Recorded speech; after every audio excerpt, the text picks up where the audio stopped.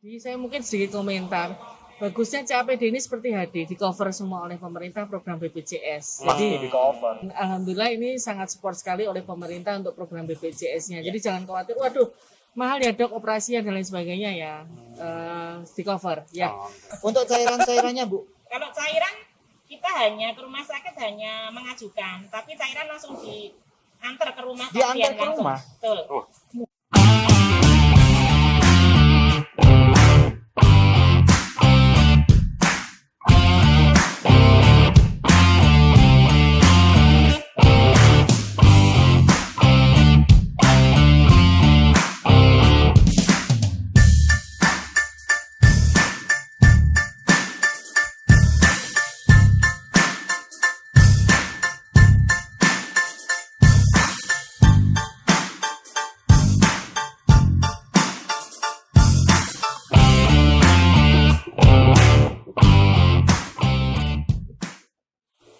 Dok, tahu nggak? Gimana? Salah satu keunggulan kita di Rumah Sakit Dr. Muardi itu, kita nanti ke depan akan menjadi salah satu smart hospital. Push. Smart. Rumah sakit pintar. Semuanya itu tentunya nanti semua informasi ada di genggaman. Wah, luar biasa. Luar biasa ya. Ngeri. Oke. Salah satunya tuh dari Rumah Sakit Dr. Muardi itu mengembangkan pendaftaran secara online menggunakan aplikasi, Dok. Oh. Jadi ke depan nanti sudah tidak ada antrian, sudah tidak ada komplain-komplain tentang antrian, rebutan untuk masuk poli atau jadwal dokter yang mungkin belum terprediksi. Nah, menggunakan aplikasi tentunya ke depan itu nanti akan lebih tertata rapi dan mempermudah dari seluruh masyarakat, bukan sekota Solo tapi seluruh karena Rumah Sakit Muardi adalah rujukan se-Jawa Tengah. Jawa malahan seluruh Indonesia bisa menggunakan itu. Nah, tentu saja menggunakan namanya aplikasi e-pasien. E-pasien. Nah, itu sangat mudah sekali. Nanti bisa di-download di Play Store. Ya. Tidak perlu, itu gratis, Dok. Gratis. Ya, gratis. Nanti di situ banyak banget fitur-fiturnya seperti pendaftaran, telekonsul, transaksi, sampai antri obat pun di situ sudah ada. Oh, lah. Padahal antrian itu yang biasanya menyusahkan pasien ya, Mas ya. Nah, apalagi jangankan di poli-poli umum ya, poli khusus. Termasuk saya sebutnya poli khusus seperti di pelayanan di hemodialisa. Cuci darah. Hemodialisa ini tentunya banyak pengembangan, pasien bisa daftar secara online dan tentu saja nanti tidak perlu datang ke rumah sakit. Ya, itu yang menarik. Dari rumah daftar ya kan. Langsung bisa mendapatkan pelayanan ya kan, antriannya juga sudah ada, dokternya juga sudah ada ya kan, enak sekali ya sekarang. Nah, ini menjadi goal tentunya, menjadi target Rumah Sakit Dr. Muardi menjadi smart hospital ke depannya. Mantap sekali. Nah, sudah bisa digunakan sekarang, Mas? Sudah bisa digunakan, Dok. Sudah bisa digunakan. Jadi silahkan nanti kalau misalnya dokter bisa mencoba mendownload di Play Store itu e-pasien. Ya, itu cukup untuk loginnya biasa, send up email, ya kan, passwordnya silahkan dimasukkan secara pribadi. Ya, itu nanti bisa dokter aplikasikan kalau misalnya ada saudara, dan ini bisa didaftarkan untuk orang lain juga. Luar biasa ya. Luar biasa sekali. Nah, tentunya pada siang hari ini, kita buka terlebih dahulu. Baik, Sobat Muardi, kita kembali lagi di Positif Podcast Sehat Solutif. Ya, tentunya siang hari ini kita akan membahas, tadi kita sudah berbicara kita sebut poli khusus nih ya. Kalau misalnya poli umum itu kan seperti poli anak, kandungan, ya kan. Nah, poli khusus ini khusus. Poli khusus termasuk poli khusus karena di hemodialisa. Hemodialisa. Jadi kan yang lebih tahu, hemodialisa kan untuk cuci darah. Cuci darah, umbah-umbah darah. Dan ini cuci darahnya sangat spesial sekali. Ini bisa dilakukan secara mandiri. Iya. Diumbah-umbah dewe, Mas. Iya. Bisa dilakukan secara mandiri dan tentu saja, ya kan. Pelayanan dari Rumah Sakit Dr. Muardi itu untuk semua bahan habis pakai itu bisa langsung diantar ke rumah. Tidak perlu mengambil. Ya.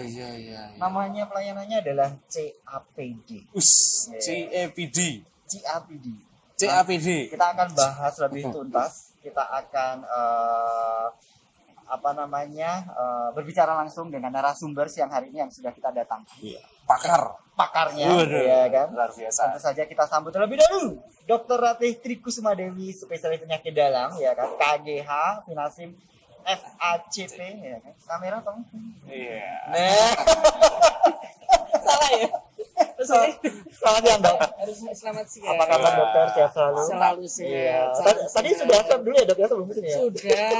Sudah swab sampai hidung saya lubangnya 3. Iya. Baik. Tentu saja kita di sini sudah melalui protokol kesehatan loh ya. Ya, Tidak sembarangan. insya Allah sehat Iya. semuanya. Masih masa PPKM. Baik. Iya.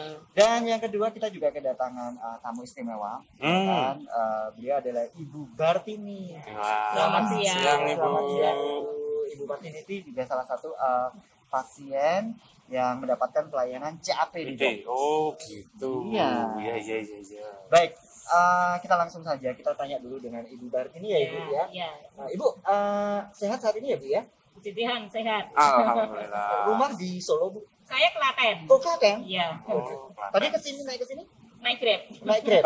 naik Grab luar Lumayan. biasa. Lumayan mahal. Grab food. Ya, Bu, saya mau bertanya nih Bu. Ibu kan saat ini mendapatkan pelayanan CAPD ya Bu. Sudah berapa lama sih Ibu menjalani cuci darah ini Bu? Yang Secara mandiri secara CAPD? secara CAPD Iya. dari 2014 Oh, tapi sebelumnya sempat hemodialisa? ya hemodialisa 4 tahun. 4 tahun. Oh, 4 tahun hemodialisa, terus dilanjutkan CAPD gitu. Oke. Kalau boleh tahu sejak kapan sih Bu? Ibu mengetahui bahwa Ibu itu harus divonis untuk cuci darah. Itu pengalaman Ibu pertama kali bagaimana Bu?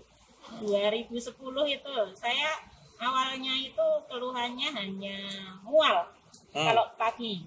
Dan kebetulan waktu itu saya udah lepas KB, saya pikir saya hamil. Wah. Ternyata kok udah dites pack masih negatif, terus masih mual-mual. Pas kontrol tahu-tahu HB tinggal 5. HB tinggal 5. Iya. Lemes ya Bu berarti? Iya, lemes mual, nggak mau makan. Terus? Ya habis itu langsung dokter suruh cek lab lengkap di rumah sakit, ternyata saya divonis gagal ginjal stadium akhir dan harus menjalani cuci darah seumur hidup. Oh. Tapi sebelumnya belum ada tanda-tanda kalau misalnya Ibu itu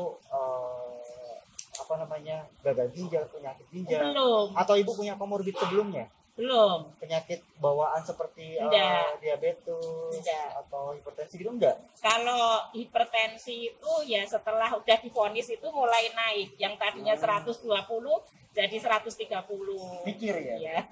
Sempat stres juga. Betul, stres. Gitu bro. Jadi Iya, harus siap. iya. Waktu itu setelah Ibu diketahui penyakitnya itu apakah langsung menjalani cuci darah atau bagaimana? Tidak, saya masih bertahan karena saya belum tahu. Waktu itu belum ngerti apa itu cuci darah, jadinya saya sempat bertahan 6 bulan. Oh. 6 bulan dalam kondisi mual-mual. Iya, terus karena pas akhir tahun 2000 ya sekitar sekitar bulan Septemberan 2010 itu sudah nggak kuat, saya masuk opnam lagi, akhirnya mau nggak mau harus cuci darah. Gitu ya. Oke. Ya. Ya baik.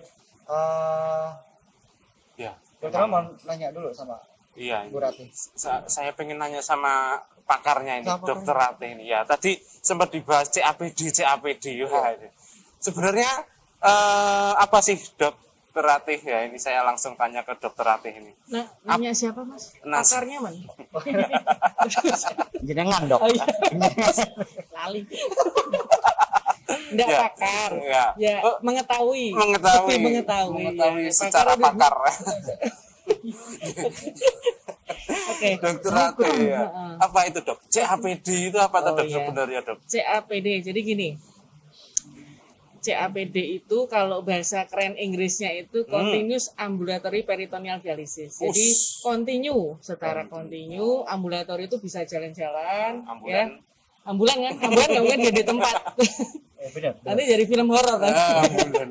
Peritoneal adalah membran di perut ya, membran di Jadi kayak di dalam perut itu kan ada usus banyak ya. Di situ kan ada pelapis pembungkus usus lah, itu yang bekerja sebagai untuk mencuci sebetulnya, mencuci racun. Sama halnya seperti mesin HD yang kayak yang apa namanya dialisernya, yang kayak tabung bentuknya, itu kerjanya sama. Ya peritoneal dialisis adalah proses cuci. Jadi kalau kita bisa bilang adalah cuci darah mandiri menggunakan perut sendiri gitu. Jadi kalau saya bilang ya cuci darah mandiri, jadi menggunakan teknik mandiri, tetapi memang sebelum kita bisa melakukan CAPD, kita bisa harus melakukan pemasangan kateter atau selang dulu yang ditanam di perut. Gitu. Jadi wah selangnya gede banget dong dok, enggak, selangnya enggak gede banget. Selang nyirami itu dok. Dan memang sebetulnya minimal ya, sebetulnya kalau misalnya bukan yang selang besar, bukan yang operasi besar juga, tetapi memang ada persyaratan beberapa untuk bisa mengikuti CAPD seperti itu. Berarti cuci darah secara mandiri ya. bisa dilakukan secara ambulatori dimanapun Ya, gitu. dimanapun ya. Tidak hanya di rumah itu, Bro. Kalau misalnya ada satu pasien yang dia kebetulan dia harus bekerja atau di mana, di kantor pun bisa. Ya bisa. Intinya adalah bersih. untuk Bersih itu ruang. ya bersih, tapi kadang pasien suka salah pengertian dengan steril. Steril tuh kayak misalnya ruang operasi yang harus karena cuci negatif. enggak, yang penting harus bersih, dan memang ada beberapa persyaratan selain bersih juga apa ventilasinya, kalau lagi AC harus dimatikan AC-nya, terus kemudian lingkungannya ya bersih standar lah gitu. Ya dalam artian ya bukan mencuci di apa sekitar persawahan gitu ya enggak gitu ya, apa di empang gitu ya enggak gitu kan, jadi itu enggak masuk akal kayak Sambil nyilir. Lah katanya di mana saja ya. itu cuci daster. Centelin di pohon bro ininya. Ya, jadi Aduh. kembali lagi, jadi bisa dimanapun, di Baik, kantor, di mobil bahkan bisa. Oh, Ada- di mobil bisa? Bisa, saya mobilnya bersih ya. Masa mobilnya bersih? Ya, terus Angkat. kemudian ya kita dalam suasana misalnya aktif kerja, masih meeting gini, oh saya mau cuci dulu, bilas dulu, izin dulu, kita butuh ruangan, cari ruangan bersih, kita bisa melakukan itu. Jadi itu sangat efektif.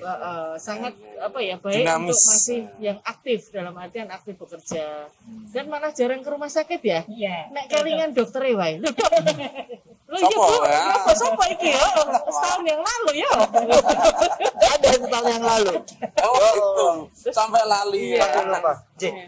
dengan kondisi apa sih dok kalau misalnya pasien itu harus CAPD? Kan sebelumnya tadi kan ternyata Bu Bartini ini kan HD terlebih dahulu selama 4 tahun. Iya. Dan ternyata harus CAPD. Itu Iya. seperti apa dok? Jadi gini, memang PR kami sebetulnya terapi pengganti ginjal itu mungkin tadi sudah dijelaskan, selain cuci darah dengan mesin, transplantasi ya atau cangkok ginjal, itu ada yang namanya CAPD atau cuci darah mandiri ini. Jadi intinya adalah sama seperti mencuci dengan mesin, tetapi yang tadi mandiri. Lah persyaratannya apa? Ya pasien yang masih aktif, ya pasien mungkin yang jauh dari tempat cuci darah. Misalnya rumahnya di Gunung Pencu sana, butuh Pencu itu mana? butuh 3 jam atau lebih dari 3 jam ke rumah sakit, butuh biaya transfer dan lain sebagainya, itu bisa bisa menjadi suatu pertimbangan biaya kan, harus ke rumah sakit seminggu 2 kali. Terus kalau dia kerja harus izin seminggu 2 kali. Terus kemudian makanya prefer kalau misalnya memang kita bisa alternatifkan CAPD, kita berikan CAPD. Terus pada orang-orang yang kecenderungan ini gangguan pada saat HD cuci darah, misalnya takut jarum, jarumnya kan gede itu, ya kan, mati gitu kan, perawatnya langsung dia bisa seperti mau pingsan gitu, bisa. Itu juga alternatif bila takut jarum. Ini serius loh ini. Serius. Bener nih. Serius dok. Ya. Saya juga nggak bisa bayangin. Saya Iya. termasuk fobia jarum. Iya. Terus selain jarum atau mungkin pada saat HD ngedrop tensinya, nggak kuat sama mesin atau alergi sama obat-obatan yang di HD, itu merupakan satu pilihan. Ini sebetulnya karena memang sebetulnya CAPD itu belum banyak yang tahu. Jadi memang ini PR kita, khususnya dari Rumah Sakit Muardi ini sebagai center, bahwa kita mensosialisasikan untuk CAPD itu. Saya kasih tahu, pasien yang sudah CAPD rata-rata disuruh balik HD lagi. Yang ada saya malah dibenci. Oh gitu. Iya, benci tapi rindu. Rindu ketemu ya dok. Enggak. Jadi karena saking nyamannya seperti performanya akan beda, yang pasien HD dengan mesin rutin sama yang enggak itu lebih seger, sehat gitu loh. Bahkan beliau mungkin lebih jalannya lebih cepat daripada saya. Oh, Heeh. ya. Ya. Terus kalau misalnya secara kondisi dokter, secara kondisi apakah pasien itu sudah divonis untuk cuci darah itu, apakah langsung bisa CAPD? Bisa. Sebetulnya gini, penyakit ginjal kronis itu kan ada tahap 1, tahap 2, tahap 3, tahap 4, tahap 5. Nah, dalam tahapan-tahapan itu ada kita yang namanya salah satunya kreatinin. Salah satunya ya sesuai kecuali pertimbangan yang lain lah. Itu kalau misalnya kita sudah ngomongin cuci, itu berarti badan butuh bantuan. Bantuannya tuh dengan apa ya? Dengan mesin HD Dialisis. atau dengan CAPD ini, atau ya kalau bisa transplantasi. Nah itu pilihannya itu, karena sementara ini pasien sering ya taunya itu cuma HD ya, mesin itu. Jadi jatuh cinta sama mesinnya itu luar biasa, harus dikasih tahu ada, oh iya toh dok, iya gitu. Jadi, Berarti intinya belum ada edukasi dari awal ya? ya seharusnya itu memang sebetulnya sudah, tapi mungkin karena mungkin harus pemahaman lagi, dan itu sangat baik. Misalnya dari awal memang harus CAPD bisa. Jadi karena memang kalau dari awal maksudnya indikasi untuk dilakukan cuci ya, pasien sudah indikasi langsung CAPD pun bisa seperti itu. Untuk nanti ada persyaratan operasi 1, 2, 3 yang ada bisa operasinya dok? Operasinya apa Iya, itu dok? operasi untuk pemasangan selangnya tadi. Itu dilakukan oleh dokter spesialis penyakit dalam atau bedah? Ada 2.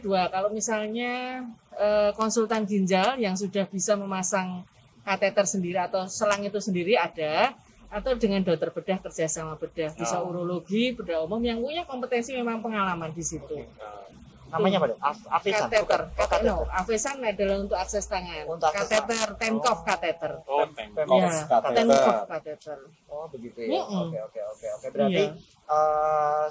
seorang pasien itu sebelum mendapatkan CAPD berarti sudah ada konsultasi lebih lanjut lagi dengan Oh dokter. iya. Terus yang kedua akan dilakukan operasi ya. Operasi itu tadi bisa dilakukan oleh dokter urologi atau dokter Bedah bisa, bedah umum bisa. Bedah umum bisa. Yang penting dia punya experience atau punya mungkin pernah. kompetensinya. Dan yang jelas di rumah Di situ. sakit bro, Iya. kalau itu bro. Iya. Kalau misalnya CAPD, pasien menjalani proses CAPD itu apakah seumur hidup?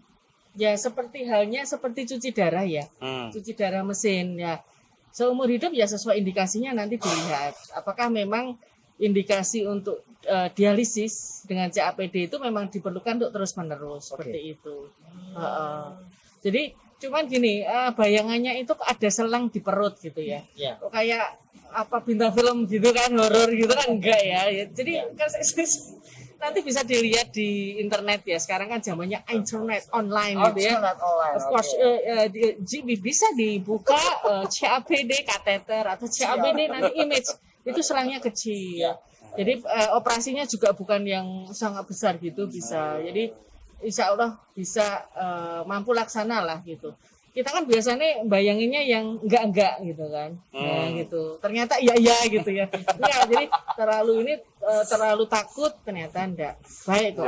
Pengalaman kami baik ya. Biasa ya Bu Sakil, pedih. Dipaksa ya Bu ya? Iya. Pengalaman aja Bu. Enggak, dia lihat badan gue.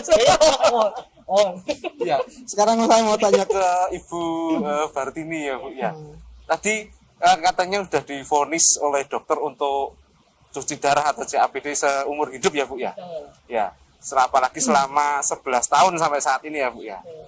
Ada lelah nggak sih Bu? Capek nggak sih Bu? Bosen mungkin? Secara manusia itu pasti ada dok. Kadang ada perasaan jenuh, perasaan bosen kok begini-begini aja. Tapi apakah ada perasaan yang kira-kira menyemangati atau membangkitkan untuk semangat dalam cuci darah lagi? Saya saat lagi menemui titik jenuh, bosen gitu, terus saya mikir gini, oh saya masih bisa nafas dengan gratis. Saya ngelihatnya yang teman-teman yang di ICU yang udah nggak bisa ngapa-ngapain, masih bersyukur. Jadi dari situ saya semangat kembali. Dari keluarga juga bisa jadi semangat. Bersyukur berarti Betul, ya. Yang bersyukur. menyemangati adalah rasa syukur berarti. Ya ini mungkin buat pesan buat teman-teman Muardiwa ya Mas ya, yang mungkin sedang divonis gagal ginjal. Yes. Wah, bahwasanya banyak pasien-pasien yang lebih parah dari yang HD itu ya, sampai istilahnya tadi contohnya Bu Bartini bahwasanya bosen saya cuci APD, cuci darah, tapi ternyata banyak yang lebih parah dari itu ya. Luar biasa sekali ya. Motivasinya untuk diri sendiri kuat, Dok. Iya, motivasinya itu yang paling penting ya.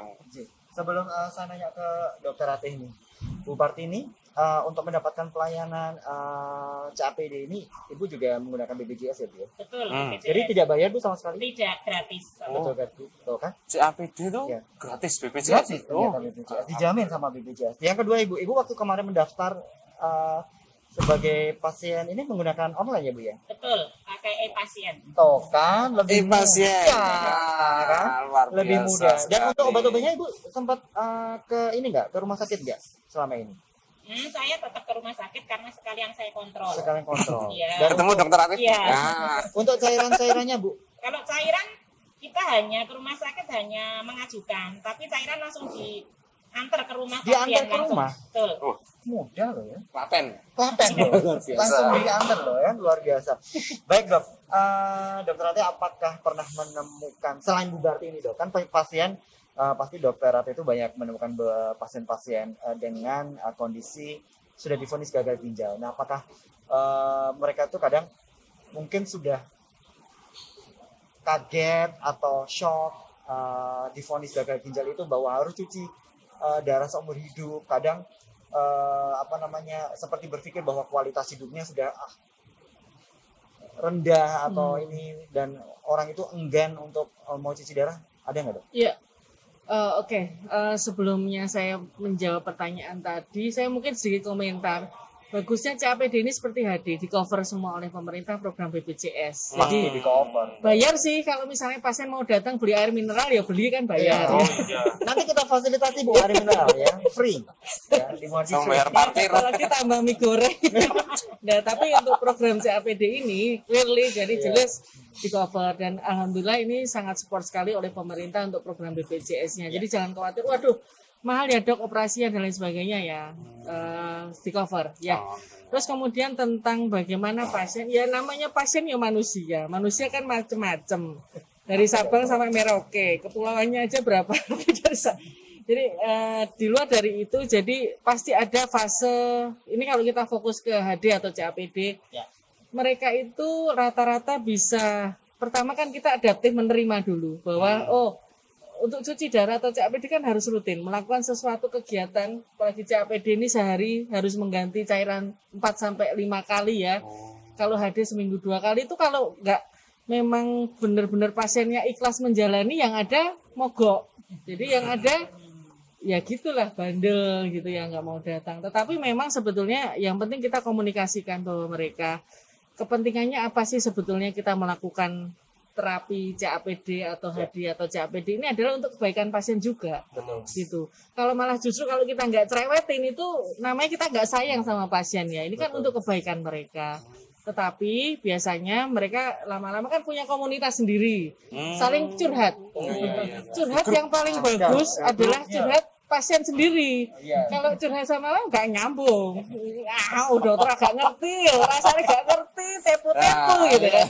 Nah, cuman pada akhirnya setelah 6 bulan itu bisa menerima, mereka akan ini lagi ya. Kalau tapi yang langsung jadi baik ya ini enggak 100% lah, 80%. Yang 20% ya tiba-tiba hilang gitu kan. Dia punya ilmu hilang kan. Tiba-tiba muncul udah sesak napas karena nggak pernah HD lagi atau nggak melakukan CAPD, atau mungkin datang CAPD dengan keluhan misalnya ada infeksi seperti itu.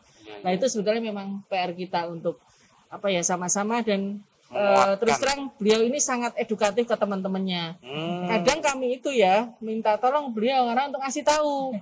Karena kan kalau misalnya kita memberitahu, meskipun edukasi bagaimanapun tidak dengan bantuan teman-teman yang sudah CAPD yang sudah berhasil itu kadang nggak mempan. Jadi memang seperti ini bagus sekali nih, podcast seperti ini adalah menampil, jangan cuma saya. Pasti kameranya bosen. Nah, ini beliau ada experience, ada yang baik gitu ya. Jadi menurut saya baik sekali gitu loh. Jadi bagus sekali edukasi, dan mereka punya experience sendiri. Tiap orang pasti beda ya gitu. Ada banyak 80%, disiplin 20% ya gitu ilmu hilang. Ya, mungkin gitu. Jadi ilmu hilang atau mungkin kurang disiplin, kita edukasi kembali. Jangan jenuh-jenuh kita untuk mengedukasi. Ya, Siap. setuju nih. Setuju. Baik. Langsung tanya ke Bu Fartini nih Bu. Ya, oke. Ya, setelah menjalani istilahnya CAPD, terus mungkin yang dulu hemodialisis, gimana Bu aktivitas sehari-hari? Ya selama saya ganti CAPD ini aktivitas biasa-biasa aja dok. Bisa seperti layaknya orang normal. Ya walau tetap ada batasannya. Kalau udah capek harus istirahat. Ya memang kalau itu nggak CAPD juga ada batasannya Bu. Berarti yang harus kalau misalnya ada batasan-batasan gitu, berarti ada beberapa aktivitas makan minum yang harus dihindari. Kalau ya betul. Ya. Kalau untuk makan minum emang untuk CAPD bisa sedikit lebih longgar, walau tetap harus kita kontrol. Kalau Dokter Ratih, kalau misalnya seperti Bu Bartini ini boleh nggak sih olahraga? Iya. Kalau sedikit menanggapi tadi Bartini untuk makanan itu sebetulnya lebih longgarnya gini. Pernah dengar nggak nggak boleh makan pisang, nggak boleh makan air kelapa karena tinggi kalium, bisa mengganggu ginjal, ataupun makanan yang tinggi purin kayak asam urat ya, bukan asam aurat ya, asam urat ya. Itu pembatasan kalau di CAPD lebih toleran. Ya, kenapa? Karena memang ada efek dari cairan itu sendiri untuk membuang racunnya banyak sehingga kadang kaliumnya ikut keluar. Nah, malah kalau CAPD ini disarankan untuk apa? Untuk makan pisang ya, bukan manjat pohon pisang, makan pisang. Ya, sehari minimal mungkin 3 air kelapa, lebih toleran. Dan kadang-kadang ini serius loh ini. Iya, ini serius. Nggak boleh manjat pisang, apalagi pisang tetangga ya Dok. Apalagi kayak gini. Ya. Jadi itu yang lebih toleran. Kadang-kadang juga yang keluhan nggak bisa kencing, alhamdulillah kalau CAPD lama-lama bisa keluar kencingnya gitu. Jadi tensinya lebih stabil, hatinya lebih senang karena nggak banyak ketemu kita ini. Terlalu semangat mikir katut. Jadi itulah, jadi banyak unggulannya sekali gitu Pak. Ya, kalau misalnya tadi kan dari dengar cerita Bu Bartini ini bahwa Bu Bartini ini sebelumnya nggak punya komorbid dok. Iya. Ya kan, kalau misalnya dia divonis HD dengan komorbid diabetes, diabetes dan hipertensi, itu pun untuk pengontrolan makan pun juga sangat ketat sekali ya, sangat ketat sekali. Apalagi kalau misalnya sudah HD, karena kalau misalnya saya sempat sharing dengan beberapa teman-teman di situ, orang yang sudah terkena HD itu sudah makan apa-apa katanya udah nggak boleh. Ya gitu loh, dibatasi dan ini. Nah itu menimbulkan psikologi yang sangat tertekan sekali, makan ini nggak boleh, padahal kan mungkin keinginan makannya udah banyak dan ini. Tapi kalau misalnya untuk misalnya hal seperti itu dan dia pindah ke CAPD, apakah harus sama dikontrol makanannya juga? Ya. Jadi ada suatu cerita bapak ibu itu, bapaknya pasien ya, datang dulu nggak mampu beli makan toh. Lihat pengen makan, sekarang dia bisa makan terus dicablek orang lemak ini gitu. Karena ada pakai cablek orang lemak ini gitu. Ya wes maam kembang melati wae Bu. Susah. Ya jadi wangi loh. Jadi delok sih gak ketok. Ya sakti ya. Jadi memang sebetulnya pasti ada pembatasan karena ginjal itu kan biasanya ada beberapa komplikasi lain ya, ada di jantung, terus ada organ lain, ada tensi lah. Memang asupan garam itu memang kita batasi. Terus ginjal itu sangat nggak suka sekali sama makanan yang mengandung purin atau asam urat. Apa itu? Ya protein yang sifatnya adalah nabati. Makanya lebih disarankan protein yang dari hewan. Ya, nabati itu apa? Yang hijau-hijau. Kacang-kacang, kedelai, tahu tempe. Terus tinggi kalium itu seperti pisang, yang tinggi kalium itu kalau pada cuci darah memang sangat dibatasi. Dibatasi lah, sangat, bukannya nggak boleh, beda loh, nggak boleh sama dibatasi. Taruhlah mungkin seminggu bisa konsumsi seminggu 2 kali, atau misalnya maksimal sekali atau gitu. Tapi kalau CAPD lebih toleran. Kalium yang saya bilang pisang itu disarankan, alpukat apa lebih disarankan. Tadi makan soto menunya sama saya. Ya kan? Wah, Iya. Ya, Makanya jadi bisa, ya masih bisa toleran dalam artian lebih toleran untuk itu. Pasti bagian gizi juga menyarankan lebih karena jangan lupa kalau nggak makan sama sekali ini nggak boleh itu nggak boleh. Selain tadi stres harus makan bunga melati, secara psikologis itu dia kena loh. Maksudnya, waduh. Terus kemudian Ya. ada gangguan pencernaan.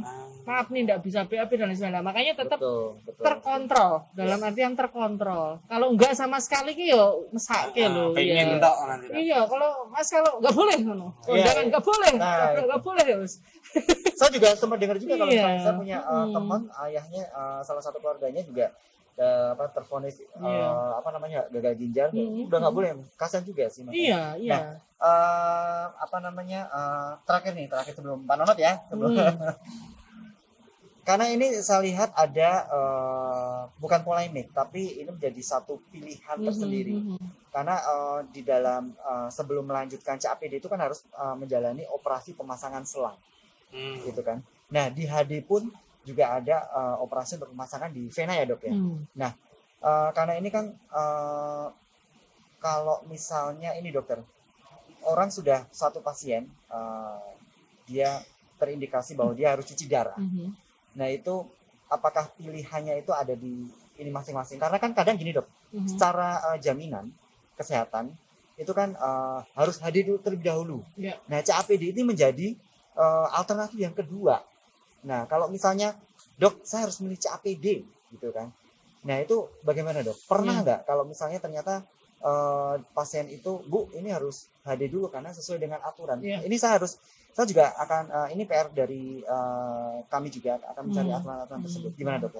Jadi memang sebetulnya yang namanya operasi pemasangan kateter itu kan memang pasien kan ada dua versi ya. Yang pasien tetap bangun, yang kita pasang dalam kondisi anestesi yang lokal ya namanya di daerah perut. Tapi ada yang memang yang kita lakukan itu dengan dioperasi, terus kemudian kita lakukan pemasangan mungkin dengan tim anestesi sama dokter bedahnya. Nah, mereka memang sebetulnya membutuhkan persiapan yang baik. Nah, persiapan tuh ada yang namanya HB harus di atas mungkin 9, yang harus kondisinya bagus, stabil. Yang namanya operasi kan persiapan harus bagus.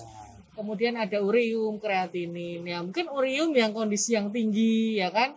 Terus masih misalnya uremia itu atau kondisi yang risiko komplikasinya lebih tinggi ketika tadi masih ureum saya di atas 100 masih tinggi sekali, yang bisa mungkin kita turunkan. Kreatinin kemungkinan yang stabil apakah dengan berapa lah itu kita ada pertimbangan sendiri. Jadi biasanya memang pasien rata-rata itu dialisis, pada saat sudah dialisis terus kemudian kita edukasi. Tetapi apakah bisa nggak sih? Mungkin ya bisa pada saat itu kalau misalnya memang persiapan kondisi pasien itu bagus dan layak untuk dioperasi karena kondisinya sudah memenuhi syarat ya bisa dilakukan CAPD gitu. Jadi tidak harus semuanya diawali dengan hemodialisis gitu. Karena sebetulnya inilah karena pasien rata-rata sudah HD baru menerima edukasi tentang CAPD gini-gini baru berubah seperti itu atau mengarah ke transplant setelah HD terus transplant. Padahal sebetulnya dari awal ketika kita sudah mendiagnosis ini perlu terapi pengganti ginjal yang kita sebutkan 3 itu transplant CAPD HD, kita bisa menawarkan langsung seperti itu. Ya memang PR sih, PR dalam artian apakah memang harus HD dulu gitu kan? Ya sebetulnya HD-nya kita lihat untuk pertimbangan apa. Kalau rata-rata yang kita terjadi kan sudah kronis, HD terus baru berubah ke CAPD. Tapi kalau langsung pun bisa asal kondisinya memang memenuhi syarat gitu. Jadi memang seperti itu. Ya. Tergantung kondisi daripada pasien. Yes, true. Iya. Iya, gitu. Ya, ini saya mau tanya ke Bu Martini ini, Bu. Kira-kira ada pesan-pesan untuk sobat Muardi yang ada di rumah ini, Bu. Lagi ada di jalan di rumah atau jalan lain sebagainya ya. Di kantor juga. Gimana Bu? Ada pesan dan apa ya? Istilahnya apa Mas? Dengar Mas. Ya, pesan-pesan Ibu selama menjalani kepada CAPD dan mungkin buat apa namanya sobat Muardi yang belum tervonis seperti apa Ibu? Ya, untuk teman-teman sobat-sobat Muardi yang mungkin yang belum tervonis gagal ginjal, ya jaga pola makannya agar ginjalnya tetap sehat. Hmm. Nah, untuk teman-teman yang sudah menjadi penderita gagal ginjal kronik seperti saya ini, yang mungkin yang belum mengetahui apa itu CAPD, jangan terlalu memaksakan kalau memang kondisi tidak mampu untuk cuci darah seterusnya. Kan ada alternatif lain. Dan jangan takut, CAPD itu nggak seribet yang dibayangkan. Dan bisa fungsi ginjal yang masih sisa itu masih bisa dipertahankan. Terus untuk yang teman-teman yang sudah CAPD, tolong jaga kesehatan, disiplin waktu untuk ganti cairan, untuk jaga pola makan, dan ada keluhan ataupun nggak ada, tetap waktunya kontrol ya kontrol, waktunya cek lab ya cek lab. Ya baik, terima kasih ya Bu Bartini ya. Ini spesial sekali sudah diberikan motivasi buat kita semua. Langsung dari Jaga kesehatan dok. Ya siap. Terakhir buat Sini Mas. iya terakhir buat Dokter Ate. Ya, ini pertanyaan terakhir. Pesan-pesan sama dok, pesan-pesan dok bagi masyarakat umum yang mungkin selama ini kan kita lihat bahwa kita orang Indonesia itu adalah bukan orang Indonesia, kita orang Solo lah. Kan nyebutnya Solo ya. Kita orang Muardi lah ya. Nanti orang yang sangat konsumtif sekali. Konsumtif sekali dalam artian kita makan apa aja. Kadang kan kalau misalnya saya kerja di bagian administrasi, malas keluar dan ini, pokoknya makan apa aja, fast food dan ini gitu loh. Terus yang pesan-pesannya dokter, biar kita itu semuanya terjaga ginjal kita, ya kan. Terus bagi yang sudah menjalani CAPD seperti apa sih dok? Oke, ya pesan-pesan ya. Iya dok. Pesan saran pokoknya biar nasi goreng. Oh iya. Terus Pedas dok, pedas. Sama es jeruk.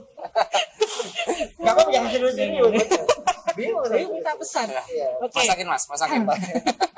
Chef. Ya gini.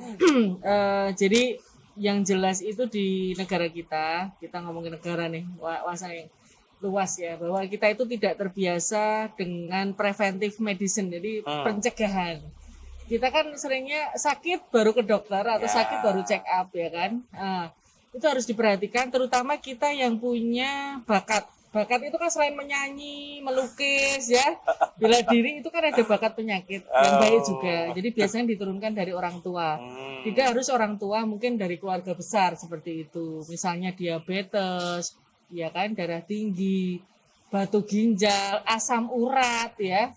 Dan itu tuh harus kita tahu dan kita sadar, terutama pada usia 30 tahun ke atas. Dulu bilangnya 40 tahun ke atas, tapi sekarang 30 tahun ke atas.